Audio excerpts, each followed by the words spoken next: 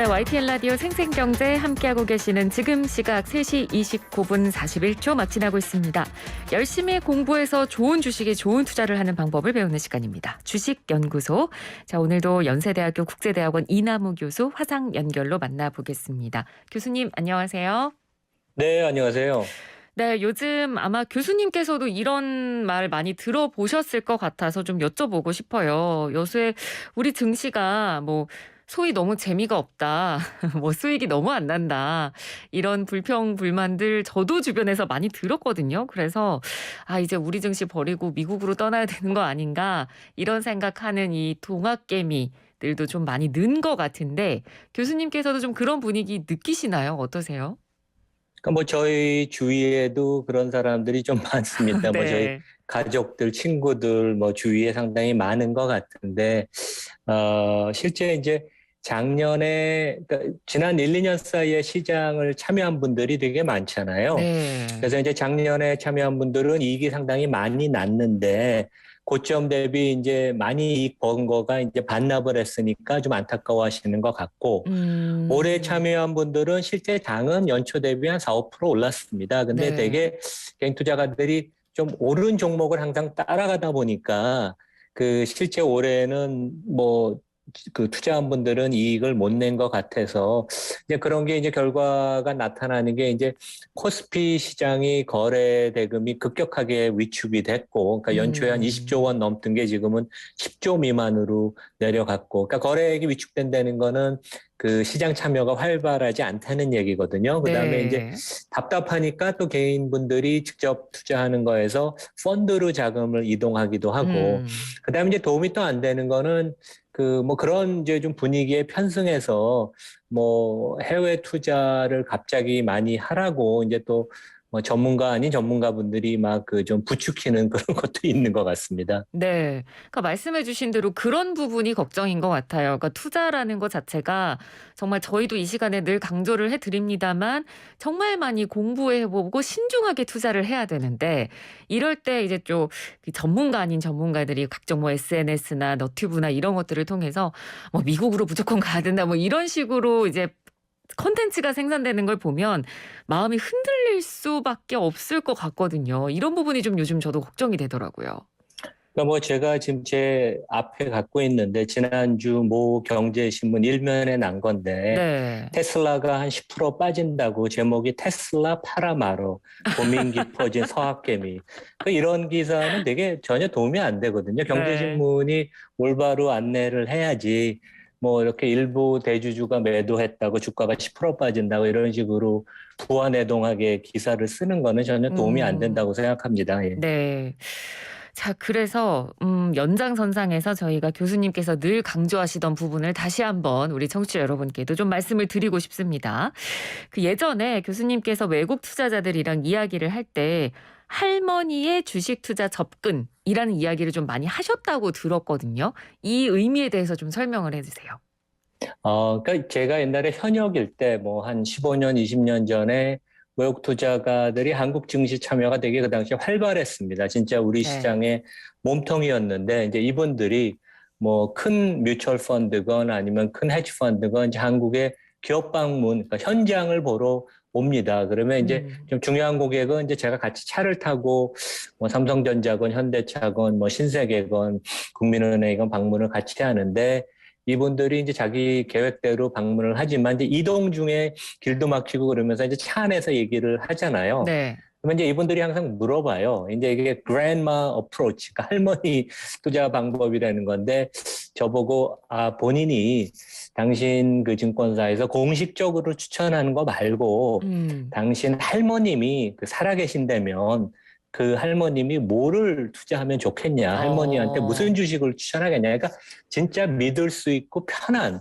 진짜 신뢰할 수 있는 주식을 이제 좀 자기한테 얘기하라는 거거든요. 이제 결국 네. 그거는 어떤 회사냐면 그 회사 제품 서비스를 우리가 쉽게 이해하고 잘 알고 회사가 진짜 튼튼하고 이익이 음. 나고 그다음에 경영진이나 대주주, 거버넌스를 그 거버넌스가 좋아서 믿을 수 있는 회사거든요. 그러니까 신뢰할 수 있는 회사. 네. 그래서 이제 그런 회사를 저희가 특히 해외 투자라고 하면 중심으로 좀 골라야 되는 게 아닌가. 그러니까 너무 유행 따라가지 말고 요즘 그 경제신문은 이제 미국 주식 추천한다고 저도 못 들어본 종목들 뭐 엄청 많이 추천하더라고요. 그래서 아마 네. 그거 쓰는 기자도 잘 모르고 번역한 것 같은데 그런 거 하지 말고 진짜 저희가 쓰는 제품, 애플이면 애플, 스타벅스면 스타벅스, 아니면 저희가 뭐 구글 검색을 한다든가 아니면 테슬라 자동차를 탄다든가 이렇게 실상황에서 저희가 그 회사 제품과 서비스의 경쟁력을 확실히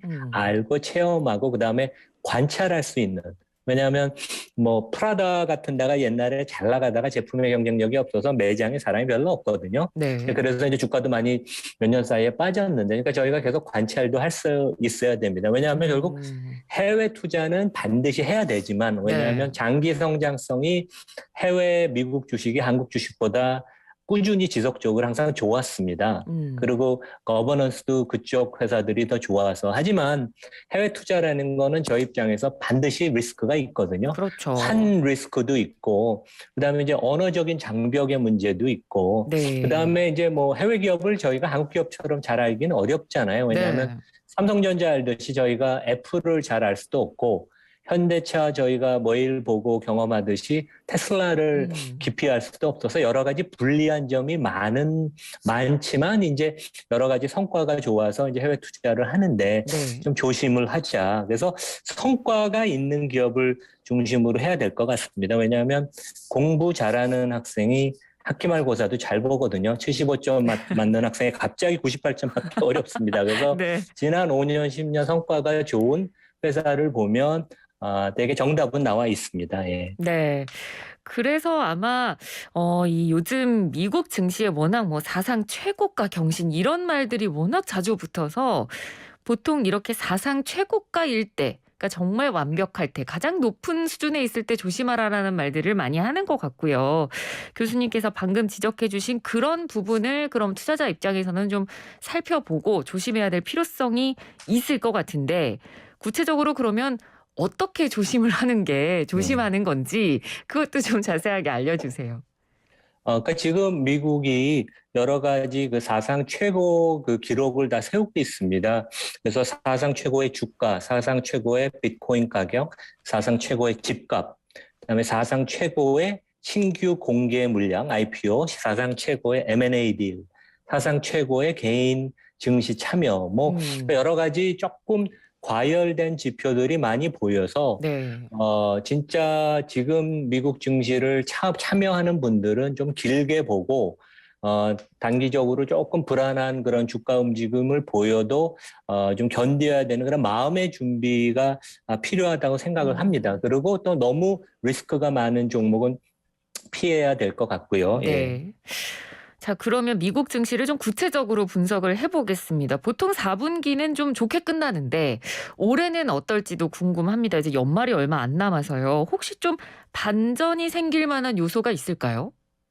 그러니까 미국 주가가 지난 30년, 50년, 100년 매년 한 10%쯤 올랐거든요. 배당 네. 포함해서. 제가 이제 여러 번 얘기를 했는데 보통 패턴이 1, 2분기는 꾸준히 상승하다가 3분기에 좀 조정을 받고 4분기에 바짝 오릅니다. 급상승을 하는데 올해는 이제 10월에 이미 많이 올랐죠. 음. 그리고 최근에 여러 가지 조금 이런 과열된 양상을 보이기 때문에 왜냐하면 올해 이제 S&P 500 대표 지수 기준으로 주가가 한 25% 올랐습니다. 그래서 네. 단기적으로 조금 오른 것 같아서 과거에는 11월, 12월에 미국이 주가가 급등 항상 했습니다. 마지막에 음. 크리스마스 산타 랠리라고 이제 주가가 많이 올라가는데 네.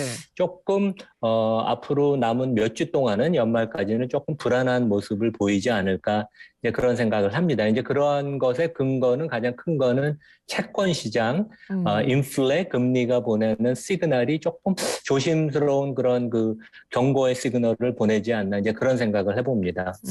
지금 말씀해 주신 그래서 그 채권 시장도 저희가 한번 봐야 될 필요가 있을 것 같습니다. 아무래도 주식 시장하고 절대 뗄 수 없는 부분이기 때문에 혹시 뭐 최근에 채권 시장에서 보내는 시그널들이 좀 있을까요?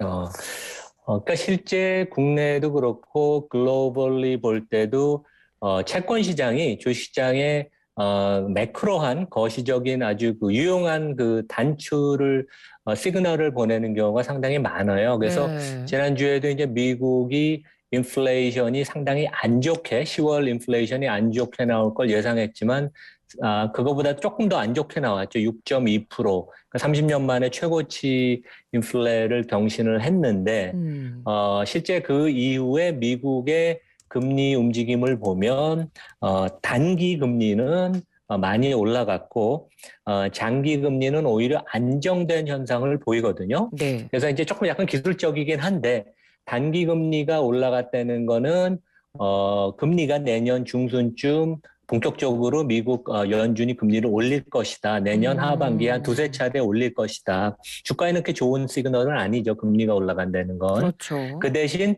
장기 금리는 그 인플레 지표가 발표되고 나서 오히려 미국 30년 국채는 좀 내려왔었습니다. 네. 1.9%로. 그거는 결국 금리를 올릴 정도로 현 상황이 만만치는 않지만 장기적인 경제 성장의 그런 그 조짐은 그렇게 좋지 않다. 미국의 장기 경제 성장성이 조금 둔화되는 거 아니냐. 그것도 주가에는 그렇게 좋은 시그널은 아니거든요. 그래서 네. 단기 금리, 장기 금리 둘 다 주가에는 그렇게 우호적이진 않은 시그널을 보냈습니다. 예. 알겠습니다. 그리고 혹시 이 3분기 미국 실적 관련해서 추가로 코멘트 하실 내용 있으실까요? 그러니까 지금 이제 채권 시장은 좀 동요를 그렇게 보이는데 네. 주식 시장은 별로 그것을 개의치 않고 뭐 지난주는 약보합으로 마쳤지만 주가는 계속 견조한 이유가 3분기 기업 실적이 좀 안 좋을 걸로 왜냐하면 최근에 이제 뭐 공급망 문제, 원자재 구하는 거 어려움, 인건비 뭐 이런 이제 그 코스트 측면의 우려를 많이 했잖아요. 그래서 이제 네. 3분기 기업 수익성이 조금 악화되는 것이 아닌가 우려를 했는데 예. 거꾸로 미국 기업의 한 거의 7, 80%가 다 마진이 개선이 됐습니다. 오히려. 그래서 이제 저희가 투자를 주로 하는 미국의 대기업들은 가격 정가력이 상당히 있다. 그래서 원가가 올라가도 제품을 고객한테 올리는 인상하는 그래서 가령 대표적인 게 테슬라죠. 테슬라가 모델 S는 미국에서 한 5천 불 가까이 가격을 최근에 올렸고 네. 조금 이제 보급형인 모델 Y랑 모델 3는 한 1, 2천 불 정도 올렸거든요. 그래서 1년 사이에 값을 한 20% 올렸습니다. 그래도 뭐 수요는 몇 달을 기다려야 되니까. 그래서 네. 이렇게 그 브랜드가 뛰어나고 마켓쉐어가 있고 고객의 수요가 짱짱한 데들은 가격을 계속 고객한테 정가해서 마진을 확보 내지 마진을 확대하는 증가시키는 그런 기업도 있고 이런 회사는 대부분 좀 큰 대기업들 같습니다. 예. 네. 아니 그런데 이 테슬라가 요즘 또 이제 다시 한동안 잠잠했던 일론 머스크가 다시 한번 또 이제 뭐랄까요? 약간 좀 이 언행의 약간 실수라고 해야 될까요? 그런 부분 때문에 지금 테슬라 주가가 또 약간 좀 흔들리는 모습을 보이고 있거든요. 그래서 테슬라에서 그렇죠. 예. 좀 이 주식 투자하시는 분들은 또 이런 이 CEO 관련 리스크가 또 생기진 않을까 이 부분을 걱정하시는 것 같은데 이 부분 관련해서는 또 어떻게 조언 주실 수 있을까요? 저는 그분 워낙 천재 경영자여서 지금 트위터한 것도 되게 치밀하게 다 계산하고 한 것 같아요. 네. 그래서 이제 작년에 주가가 뭐 6, 7배 올랐는데 앞으로 5년 동안 보면 주가가 뭐 한 2배 정도 오를 수는 있겠지만 그게 네. 연율로 계산하면 한 15%, 20%밖에 안 되거든요. 음. 그래서 이제 본인은 어차피 세금을 낼 만큼 주식도 팔고 그다음에 이익을 좀 실현해서 본인이 좀 더 장기적으로 개인적으로 관심 있는 쪽에 투자를 더 하려고 이제 그런 것 같습니다. 그래서 네. 저는 뭐 그렇게 뜻밖은 아니고 어. 상당히 그 치밀하게 계산이 된 그런 그 작품 같습니다. 네. 그럼 근데 아무래도 예. 아무래도 많이 파니까 투자자들 입장에서는 '아 이거 집주인 떠나는 거 아닌가.' 이렇게 생각하실 수도 있을 것 같아요. 근데 그렇지는 않을 것 같아요. 왜냐면 이 네. 사람 부의 80% 이상이 테슬라 주식으로 되어 있고, 예. 결국은 뭐 이분이 이제 전기차가 테슬라가 한 500만 대에서 한 700만 대 완전히 본격적인 궤도에 들어가면, 뭐 진짜 그 상근을 안 하고, 그다음에 이사회 의장으로 물러나서 전략만 챙기고 그럴 음. 가능성은 있는데, 네네. 그럴 가능성은 3년 이내는 전혀 없는 것 같고, 제 생각에는 뭐 당분간은 계속 열심히 할 것 같습니다. 오히려 그 대주주가 자기 주식의 10% 정도 판다고 해서 주가가 한 1, 20% 빠지면 오히려 진짜 테슬라를 못 샀던 투자가들은 조금 싸게 저렴하게 살 수 있는 음. 기회죠. 그래서 저는 오히려 그런 거는 더 좋게 보고 있습니다. 조금 적게 낮은 그 엔트리 포인트를 잡을 수 있는 그런 기회라고 음. 생각을 합니다. 네, 알겠습니다.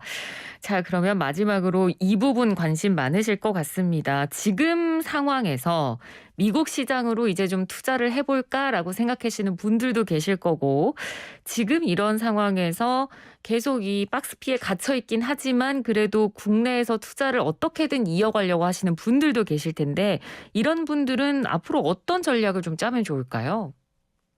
그러니까 뭐 국내나 해외나 뭐 비슷한 것 같습니다. 그래서 그 투자가 지금 청취자 여러분들께서 진짜 좋은 기업을 들고 있다고 생각하시면 가령 삼성전자 같은 데는 좋은 기업이죠. 이제 주가가 많이 빠져서 최근에는 네. 손절매하시는 분들도 계시다 그러는데 되게 안타까운 일이거든요. 그래서 음. 이제 내년에 뭐 하반기는 언제 이익이 회복될 그런 개선의 조짐이 보이면 그 몇 달 전에 주가는 다시 회복을 보일 테니까 네. 좋은 기업 들고 있는 분들은 손해가 났다고 지금 손절매를 하지 마시고 기다리시는 게 낫고, 음. 그다음에 이제 해외 투자를 뭐 이미 하고 계시거나 검토하시는 분들은 인플레 우려가 내년 뭐 앞으로 한 1년은 계속 지속될 것 같으니까 네. 가격 전가의 힘, 프라이싱 파워라고 하죠. 그러니까 원가가 올라갔을 때 그것을 고객한테 전가시킬 수 있는 그런 힘이 있는 업종 기업을 중심으로 음. 투자해야 될 것 같은데, 거기가 어떤 데냐면 필수 소비재. 네. 그러니까 뭐 그 헐시나 그 P&G 이렇게 이제 저희가 매일 그 먹고 쓰는 그 충성도가 높은 그런 소비재 제품을 만드는데, 그 다음에 이제 커뮤니케이션 업종, 여기에는 이제 그 빅테크, 페이스북, 음. 메타라고 하죠. 거기 뭐 알파벳, 넷플릭스가 다 들어가고, 여기는 뭐 인플레 타격을 안 받습니다. 그리고 네, 그렇죠. 뭐 넷플릭스 같은 데는 매년 그 연회비를 올릴 것이고, 그다음에 IT 업종도 실제 거의 타격을 안 받습니다. 왜냐하면 음.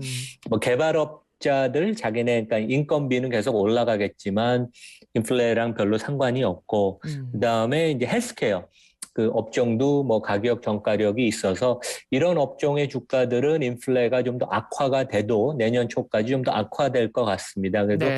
전혀 끄떡이 없어서 기업 이익도 탄탄하고 주가도 좋을 것 같습니다. 그래서 그런 기업들을 좀 중심으로 포트폴리오를 구성하면 어떤가. 그래서 주가가 뭐 좀 출렁돼서 빠지면 오히려 좋은 회사는 더 싸게 살 수 있거든요. 그래서 그런 네네. 기회를 활용하는 게 좋을 것 같습니다. 네, 알겠습니다. 오늘 말씀 잘 들었습니다. 고맙습니다. 네, 감사합니다. 네, 지금까지 주식연구소 연세대학교 국제대학원 이남우 교수였습니다.